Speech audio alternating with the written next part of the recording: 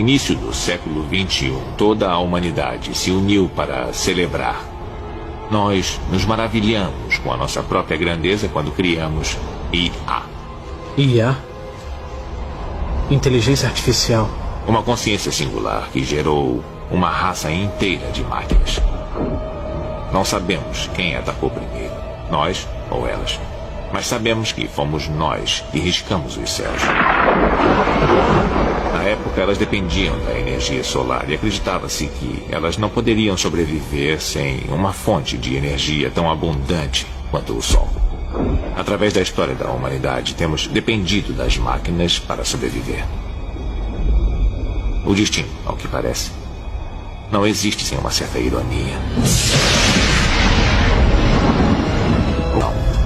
As máquinas acharam toda a energia de que precisavam.